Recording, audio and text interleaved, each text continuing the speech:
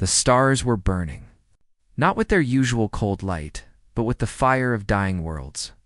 Admiral Park Do-yeon stood before the massive display screen on Earth's orbital command station. Watching the transmission that had arrived just 3 hours ago, cities crumbled. Ships exploded like tiny flowers of flame, and in the darkness between the stars, something moved. Something hungry. "Play it again," he said quietly. The officer beside him hesitated. "Sir, this is the 9th time." "Play it again." The transmission started over. A female Marana appeared on screen, her pale blue skin covered in ash and blood. Behind her, buildings collapsed into dust. Her voice shook as she spoke in the common galactic tongue. "To all who hear this message, the hollow swarm has come. They consume everything. Our fleets are gone. Our armies are gone. We beg anyone who hears this, please. Help us, please." The transmission ended in static. Park Do-yeon closed his eyes. The Marana were a peaceful species. They had no weapons. They had no warships. They believed in harmony with all living things. And now they were dying because no one would help them. 3 days earlier, Ambassador Han Sujin had stood before the Galactic Federation Council. She was a small woman with sharp eyes and a voice that could fill any room. She had begged the elder races to act. The Corvani, with their ancient ships that could crack moons. The Etheli, whose technology was so advanced, it seemed like magic. They had the power to stop the hollow swarm. They had the strength to save millions of lives. They refused. "The Velith expanse is far from our borders," High Counselor Vareth of the Corvani had said. His voice was slow and heavy, like stones rolling down a mountain. "We will not risk our fleets for distant troubles. The swarm will burn itself out eventually. These things always do." "Eventually?" Sujin had replied, her voice rising. "How many will die before eventually comes? How many worlds will turn to ash?" The council chamber had fallen silent. Vareth looked at her with something that might have been pity or might have been contempt. "Humans are young," he said. "You have been among the stars for only 80 years. You do not understand how the galaxy works. Some fires must be allowed to burn. It is the way of things." Sujin returned to Earth with nothing but empty promises and hollow words. The elder races would not fight. They would not even send medical ships or supplies. The Marana would face the hollow swarm alone, unless someone chose differently, Admiral. Park Do-yeon turned away from the screen and walked to the window. Below him, Earth turned slowly in the void.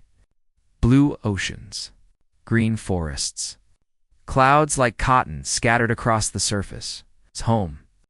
The home of 8 billion people who trusted their leaders to protect them. He thought about his daughter, Giwoo, who lived in Busan with her husband and 2 children. He thought about his wife, who had died 3 years ago, and whom he still spoke to in his dreams. He thought about every human who had ever looked up at the stars and wondered if they were alone. They were not alone. Out there, in the Velith expanse, millions of beings were dying, and the galaxy had turned its back. His communicator beeped. He pressed the button. "Sir, the Fleet Command Council is waiting for your report on the Marana situation." "I will be there in 5 minutes." Took one last look at Earth, then he straightened. His uniform had walked to war at the conference room where the most important decision in human history would be made. The room was filled with admirals and generals, politicians and diplomats. They argued among themselves, their voices rising and falling like waves against a shore. Some wanted to send humanitarian aid. Some wanted to do nothing. Some wanted to wait and see what the elder races would do. Park Do-yeon waited until they finished. Then he spoke. "I have served Earth for 35 years, he said. "I have fought pirates in the asteroid belts. I have faced down hostile fleets near Jupiter. I have buried friends and comrades. And in all that time, I have never been ashamed of what we are." The room fell silent. "I am ashamed, not of humanity, but of this council, of the elder races, of every being in this galaxy who has the power to help and chooses not to." He pressed a button, and the transmission from Marana played across every screen in the room. The dying woman. The burning cities. The endless darkness. These people trusted the galaxy to protect them. They believed that when the darkness came, someone would stand with them. They were wrong. He looked around the room, meeting every pair of eyes. The Corvani will not fight. The Etheli will not fight. The Federation will not fight. So I ask you now, all of you, what will humanity do? A young captain stood up. Her name was Kang Yuna, commander of the battleship Bizan's Fury. She was known for her fierce temper and her absolute loyalty to her crew. I will fight, she said. My ship will fight. Give the order, Admiral, and we will go. Another officer stood. Then another. Then another. Within minutes, every military commander in the room was on their feet. Park Do-yeon felt something. Warmth spread through his chest. Pride, hope, love. For these brave fools who were willing to die for strangers they had never met. The Federation has warned us, he said. If we act without their permission, we may be expelled from the Council. We may lose our trade agreements. We may become outcasts among the stars. Captain Kang Yuna smiled, and there was fire in her eyes. Then let them expel us after we have saved those people. Let them call us outcasts after we have done what they were too afraid to do. Park Do-yeon nodded slowly. He turned to his communications officer. Send a message to all Earth battleships. Every vessel capable of combat is to prepare for immediate deployment. We leave for the Velith Expanse in 48 hours. The officer stared at him. Sir, that is our entire fleet. 42 ships, I know, against the hollow swarm. Intelligence estimates suggest they have millions of vessels. No. The officer swallowed hard. Then he saluted and turned to his console. Admiral Park Do-yeon looked out at the stars. Somewhere out there, the darkness was waiting. Somewhere out there, people were dying. And somewhere out there, humanity would show the galaxy what courage really meant. Prepare the fleet, he said softly. For the galaxy's sake, we go to war. The fleet moved through the darkness like a school of iron fish swimming through an endless ocean. 42 battleships, each one carrying 1,000 souls. Each one painted with the blue and white of Earth. They had been traveling for 2 weeks now, and the Velith Expanse was still far away.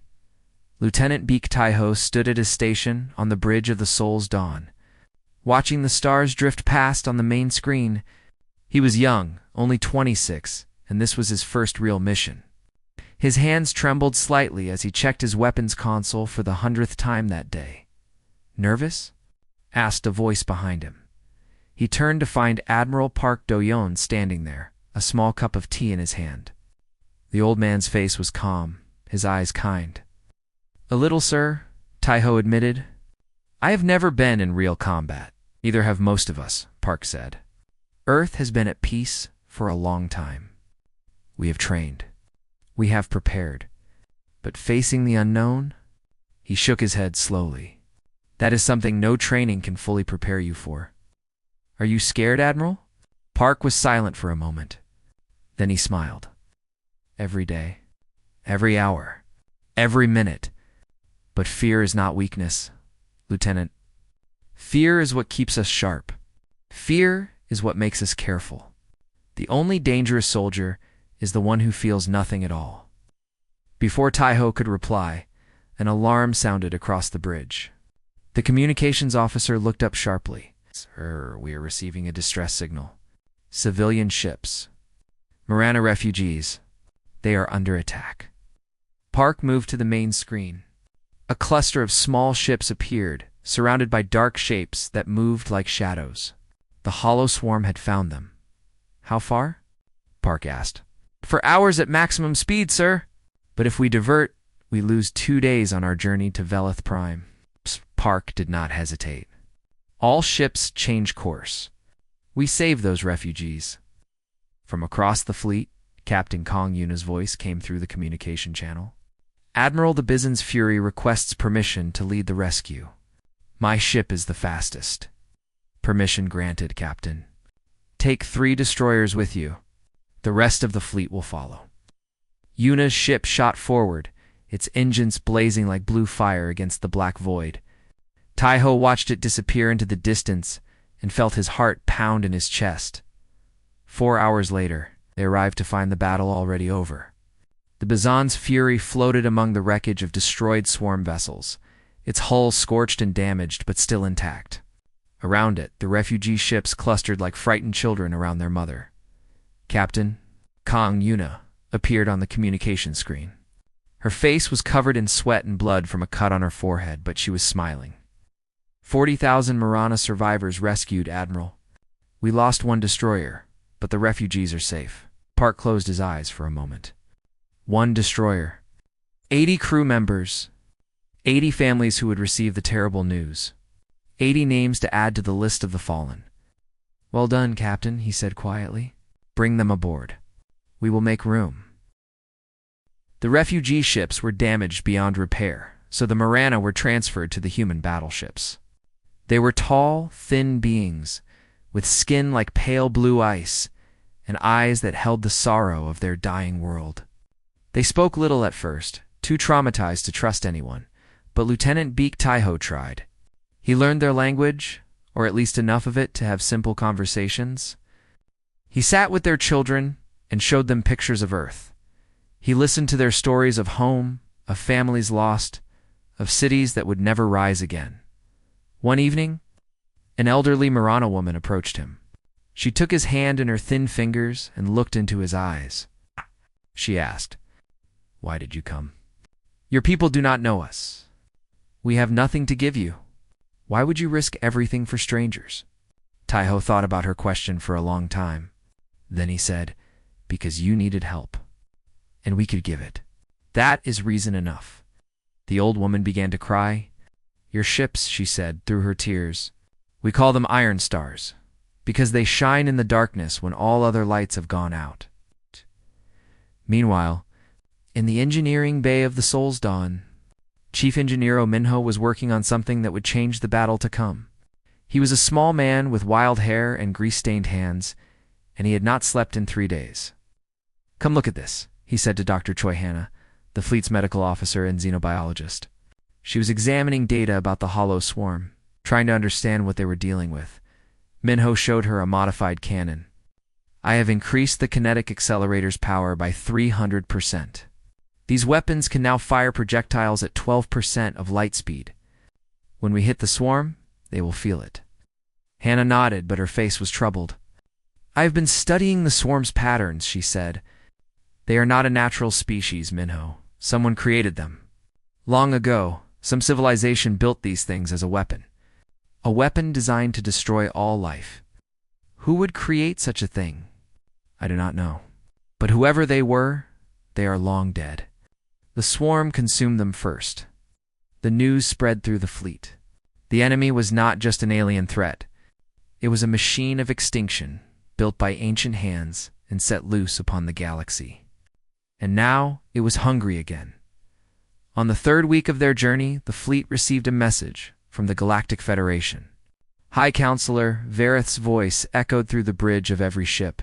To the human fleet, you are in violation of Federation law. Your unsanctioned military action threatens the stability of the galaxy. Turn back now, or face permanent expulsion from the Council. Admiral Park listened to the message in silence. Then he picked up the communicator and spoke. "High Counselor, with respect, I refuse. You may expel us from your council. You may strip us of our trade rights. You may call us criminals and outcasts. But we will not abandon the Marana. We will not turn our backs while innocents die. And when this war is over, history will remember who fought and who hid." There was no reply. One day later, the fleet arrived at the edge of Marana space, and there waiting for them was the hollow swarm. Lieutenant Beak Taiho stared at the main screen and felt his blood turn to ice. It was not a fleet. It was a wall of darkness that stretched across the stars, blocking the light of 1,000 suns. Millions of vessels, each one black as death, each one hungry for destruction. Admiral Park Do-yan stood on the bridge of the Soul's Dawn, looking at the impossible enemy before him. His hands did not tremble. His voice did not shake. "All ships battle formation," he said calmly. Today we show the galaxy what humans are made of. The 42 battleships of Earth arranged themselves in a perfect line. Their engines hummed. Their weapons powered up. Their crews stood ready, and then with a roar that echoed across the void, they charged toward the darkness. The first shot was fired at exactly 0600 hours. Earth Standard Time. It came from the Bison's Fury, Captain Kong Yuna's ship, which had taken the front position as it always did.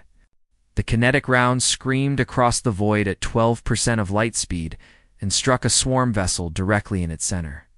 The enemy ship exploded into 1,000 pieces of dark metal. Then the sky turned to fire. The hollow swarm responded with everything it had. Beams of black energy lanced through space, striking the human fleet from every direction. The first battleship to fall was the Inchen's Pride, hit by 17 beams at once. It broke apart silently, its crew of 1,000 gone in an instant. Admiral Park Do-yeon gripped the railing of his command platform as the Soul's Dawn shook from a near miss. Around him, officers shouted reports and damage assessments. The noise was deafening. The chaos was overwhelming. But Park remained calm. "Implement Doctrine Harang," he ordered. "All ships begin movement pattern Alpha. Do not stop. Do not slow down. Keep moving." The doctrine was based on ancient Korean warrior tactics adapted for space combat.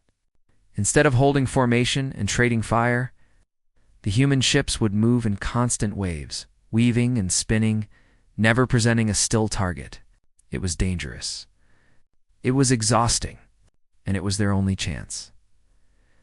Lieutenant Baek Tae-ho fired his weapons console again and again, watching the bright lines of kinetic rounds streak toward the enemy. Each shot found its mark. Each hit destroyed a swarm vessel. But for everyone they killed, 10 more took its place. "There are too many," he whispered. "There are too many." Beside him, a senior officer placed a hand on his shoulder. "Then we make every shot count, Lieutenant." "Fire again." Tae-ho fired again. Across the battlefield, the Bison's Fury was taking the worst of it. Captain Kung Yuna's ship had drawn the attention of hundreds of swarm vessels, allowing the rest of the fleet to maneuver more freely. Her hull was scarred with black burns. Her shields were failing, but she kept fighting. "Status report," she demanded. "Shields at 12%, Captain. Main engines damaged. We have lost decks 7 through 12. Casualties: 217 confirmed dead. Over 100 more wounded." Yuna closed her eyes for a moment. 200 souls gone because of her choices. Because of her position at the front? No, not because of her. Because of the swarm, because of the elder races who refused to fight, because someone had to be first. "Continue firing," she said. "All weapons. Every cannon. Do not stop until we have nothing left." Meanwhile, in the medical bay of the Soul's Dawn, Dr. Choi Hannah was working on wounded soldiers while simultaneously analyzing battle data. Her hands were covered in blood, but her mind was elsewhere, searching for patterns in the swarm's movements. "Hey, there," she said suddenly. "Look at this." She pulled up a holographic display showing the enemy fleet. Among the millions of vessels, certain larger ships pulsed with strange energy. "Commando," she explained to the medical assistant beside her. "The swarm vessels are not thinking independently. They share a neural link. These larger ships control the smaller ones, destroy the nodes, and the vessels around them go dormant." "How many nodes are there?" "I count 17. Destroy them all, and the swarm loses coordination. They become mindless." "Easier to fight?" She transmitted her findings to Admiral Park immediately. On the bridge, Park received the information and made a decision. All ships, new priority targets. Focus fire on the command nodes. "Lieutenant Baek, coordinate the assault." Tae-ho's hands flew across his console. "Yes, Admiral. Transmitting targeting data to all vessels now." The fleet shifted its attack. Instead of firing wildly at the endless waves of enemy ships, they concentrated everything on the glowing command nodes. The first node took 20 minutes to destroy, protected by layer after layer of swarm defenders. But when it finally exploded, something incredible happened. 10,000 swarm vessels simply stopped. Their lights went dark. Their weapons fell silent. They drifted lifelessly in the void. A cheer erupted across the human fleet. They had found the weakness. But the victory was not free. In the battle for that first node, 3 more human battleships had fallen. The Daegu's heart, the Gwangju's spirit, the Sejong's dream, nearly 3,000 more lives lost. Sergeant Yoon Chung-min led the only ground action of the battle. His Marine unit had boarded a swarm carrier using assault shuttles.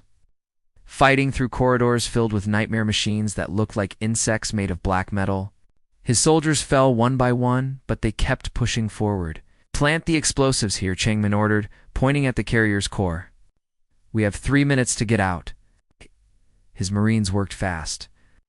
Behind them, swarm drones closed in, their metal legs clicking against the floor.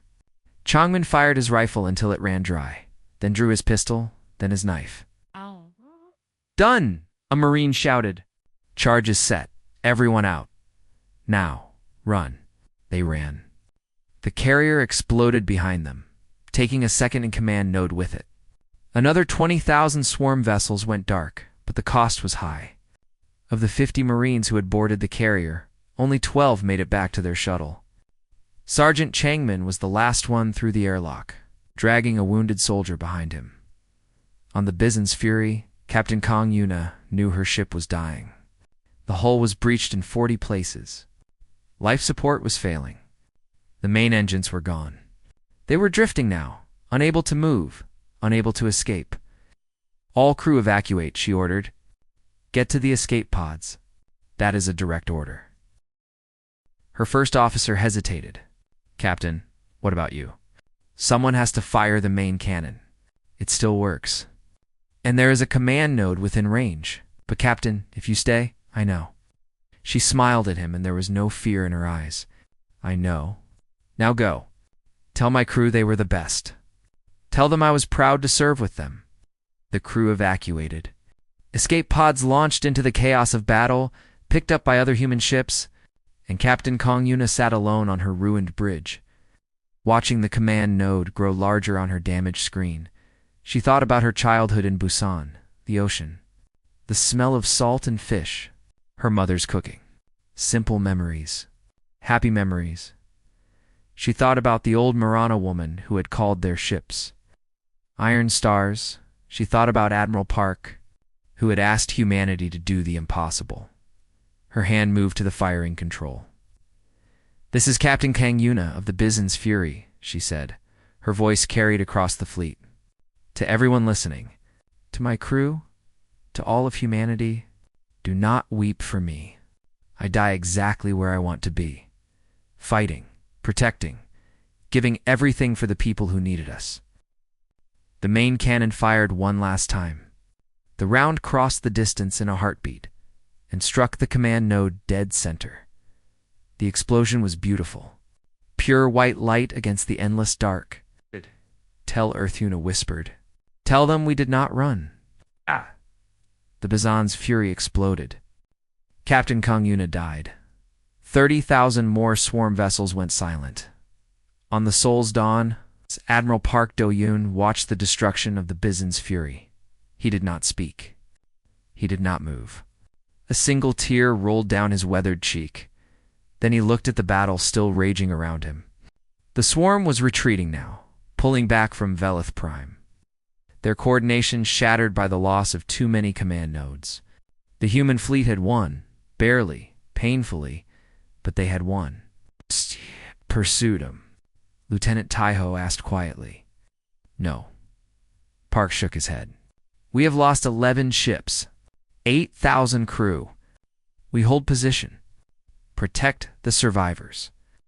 As the hollow swarm faded into the darkness, the remaining human battleships gathered around Velith Prime. Below them, the Marana still lived. Their world still turned. Because humans had come across the galaxy, billions of beings watched the battle recordings in stunned silence. The elder races, the young races, all of them saw what humanity had done. All of them saw Captain Kang Yuna's final charge, and all of them wondered if they had been wrong about these strange, short-lived creatures from the small blue world called Earth.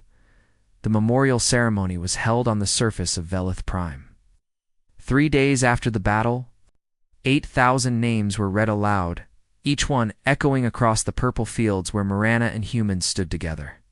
When Captain Kong Yuna's name was called, a moment of silence followed that seemed to last forever. Admiral Park Do-yan stood before a simple stone marker that had been carved by Marana artisans. It showed a battleship flying toward a star, and below it, words in both human script and Marana symbols. They did not run.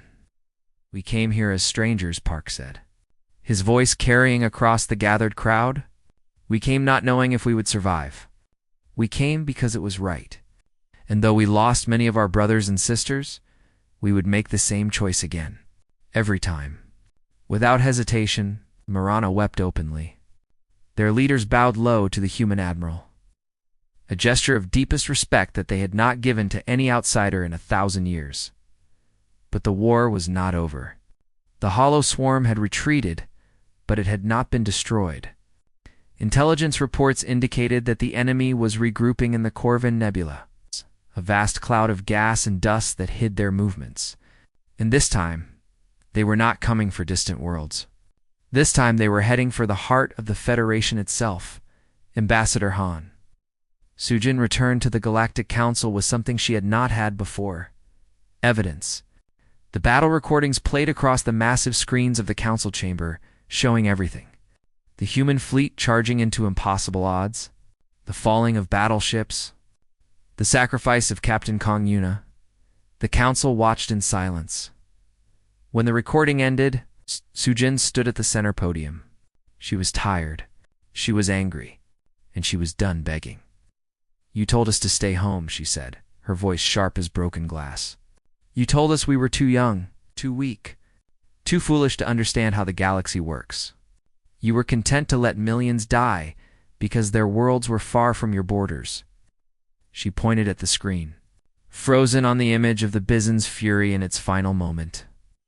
"That woman died because you would not fight. 8,000 humans died because you would not help. And now, because of their sacrifice, the Marana still live. Their children still breathe. Their world still turns." High Counselor Varoth sat in his massive chair, his ancient face unreadable. Around him, the other elder species watched with expressions of shame, fear, and confusion. "The swarm is coming for you now," Sujin continued. "Our intelligence says they will reach Federation core worlds within months. They are not stopping. They will never stop. So I ask you the same question my admiral asked us. What will you do?" For a long moment, no one spoke. Then, slowly, High Counselor Varoth rose from his seat. His movements were stiff with age, and his eyes were heavy with the weight of 1,000,000 years. "We have lived a long time," he said. "So long that we forgot what it means to fight for something beyond ourselves. We became careful, cautious, afraid." He paused, his gaze moving to the frozen image of the human fleet. "We told ourselves that wisdom meant waiting, that the fires would burn out on their own. But watching your people, Ambassador, I have learned something I had forgotten." He took a deep breath. "Wisdom also means courage. And your people have reminded us what courage looks like." He turned to the council. "I propose that the Corvani fleet be mobilized immediately. Full strength. All vessels. We will join humanity in the battle against the hollow swarm." Murmurs erupted across the chamber. The Etheli representative stood as well. "Etheli will also fight. Our ships have been in reserve for 10,000 years. It is time they flew again." One by one, other species rose. The Kandori, the Vashani, the Macroth. 47 races in total, each pledging their fleets to the cause. By the end of the session, an armada of 300,000 vessels was being assembled, and at its head, by unanimous decision of the Council, would be Admiral Park Do-yan of Earth. When Sujin transmitted the news to the human fleet, a cheer erupted across every ship. But Park did not celebrate. He stood alone on the observation deck of the Soul's Dawn, looking out at the stars. "You should be happy," said a voice behind him. Lieutenant Beak Taiho stepped forward, his face uncertain. "We did it. We convinced them to fight. We lost 8,000 people to convince them, Park replied quietly. 8,000. And the war is not over yet. More will fall before this ends. Then we make sure their sacrifice means something. We win this war. We end the swarm forever. Park looked at the young officer. He saw the fire in Taiho's eyes. The same fire that had burned in Captain Kong Yuna's eyes. The fire that made humans willing to die for strangers they had never met. You are right, Park said finally. We will win, and you will help lead us there, sir. I am promoting you to captain. You will command the Soul's Dawn. I need to be on the Federation flagship to coordinate the entire armada. I need someone I trust on this ship. Taiho stared at him, shocked. Sir, I am not ready. I am too young. There are senior officers who deserve. Those senior officers did not sit with Marana refugees and learn their language. They did not stand firm when the swarm came. They did not earn the trust of our crew the way you have. Park placed a hand on Taiho's shoulder. Age is not wisdom, Captain Beak. Actions are wisdom. And your actions have proven you ready. Meanwhile, in the engineering bays of the Allied fleet, Chief Engineer Oh Minho was doing something unprecedented. He was sharing all of humanity's weapon modifications with alien engineers. The Corvani, the Athali, the others. All of them received the secrets of Earth's kinetic accelerators. Are you sure about this? A Corvani engineer asked. This technology could make you powerful. Why give it away? Minho smiled. What good is power if we are all dead? Take our fire. Make it yours. Together, we will burn brighter than the swarm can survive. On Earth, the news of the Alliance brought both hope and fear. Millions gathered in public squares, watching the broadcasts from space. Children drew pictures of battleships flying among stars. Artists created murals honoring Captain Kong Yuna, and in every home, families prayed for the soldiers who were about to face the darkness once more. A new ship was being built.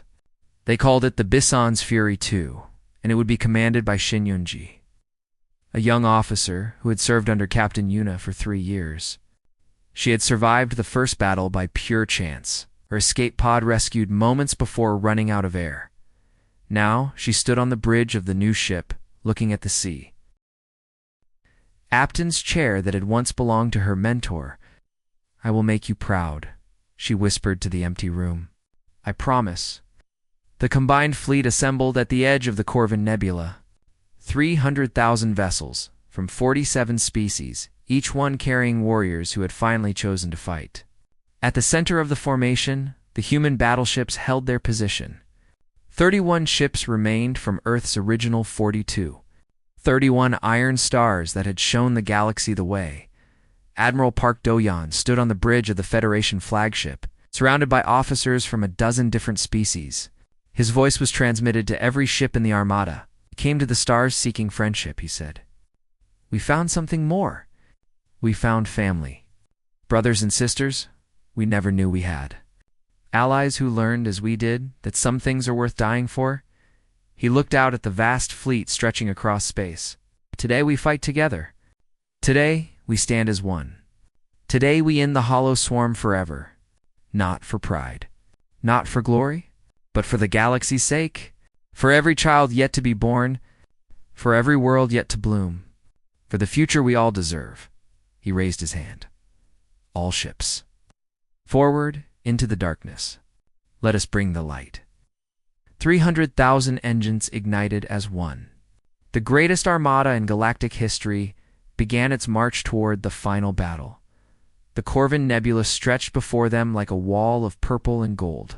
Clouds of ancient gas lit from within by dying stars. Somewhere inside that beautiful chaos, the hollow swarm waited. 1 billion vessels. The full force of an extinction weapon awakened from endless sleep. Admiral Park Do-yeon stood on the bridge of the Federation flagship, surrounded by officers from races whose names humanity had not known a year ago. They looked to him now. They trusted him now. He carried the weight of an entire galaxy on his shoulders. Final status report, he ordered. All 300,000 ships are in position, Admiral. The Corvani dreadnoughts are on the left flank. The Aethylene cruisers are on the right. Human battleships are at the center Vanguard, as you requested. The center?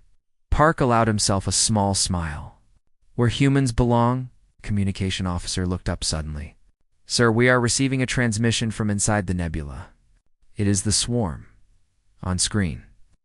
The image that appeared was not what anyone expected. It was not a creature or a machine. It was a symbol. A spinning pattern of lines and circles that seemed to pulse with cold intelligence. And behind it, a voice spoke. Not in any language, but directly into the minds of everyone watching. We are the hollow.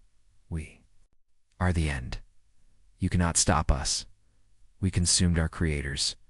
We consumed 1,000 species. We will consume you. Turn. Back. Flee. Hide. It will only delay the inevitable. Admiral Park stepped forward, facing the screen. My name is Park Do-yen. I am human. I come from a small blue world on the edge of the galaxy. We are young. We are few. We are not the strongest or the wisest species among the stars. He straightened his spine. But we do not run. We do not hide. We do not surrender. And today, with our allies at our side, we will end you. Not because we hate you.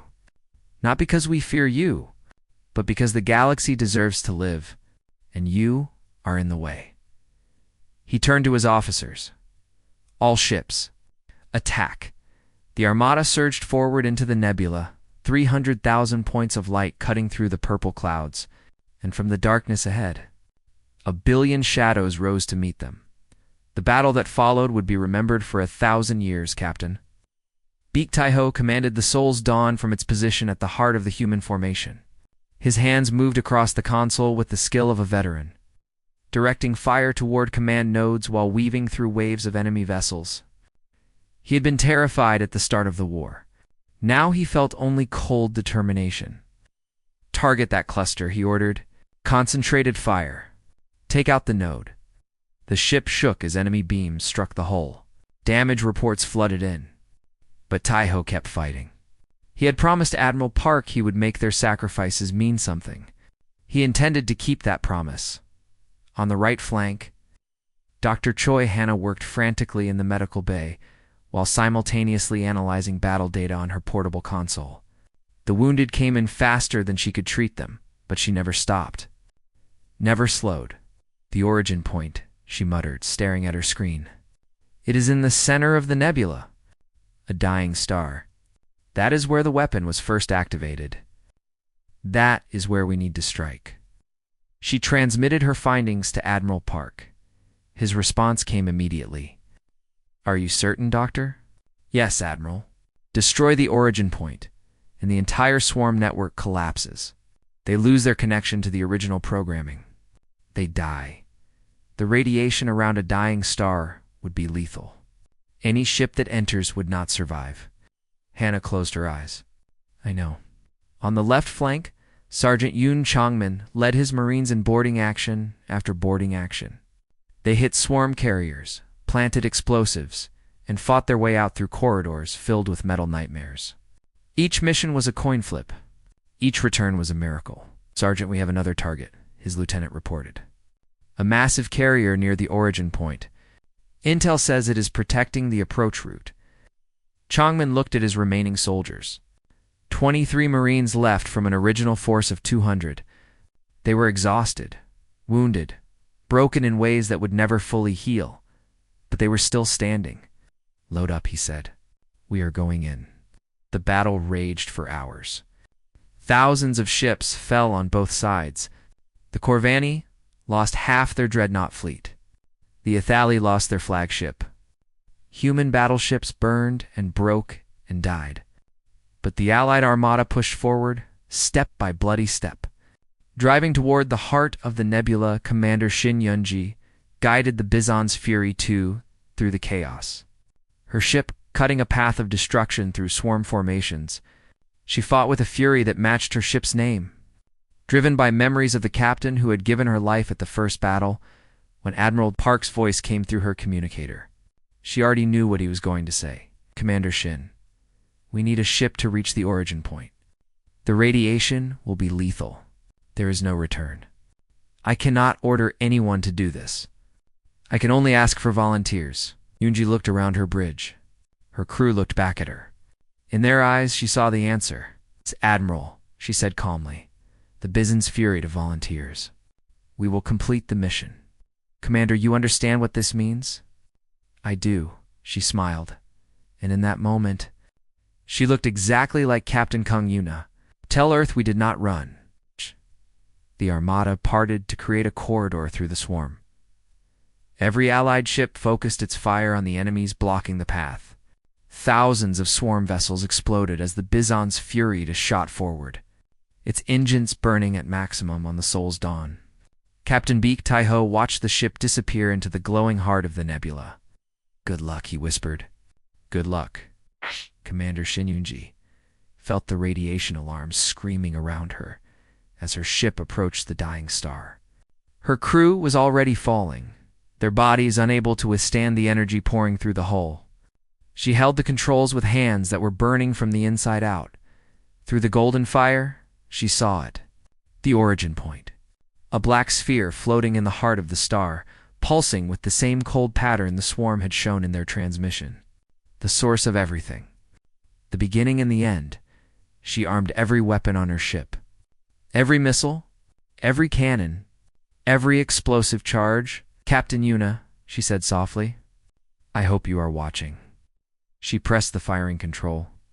The Bizen's Fury too exploded in a storm of light and fire that merged with the dying star itself.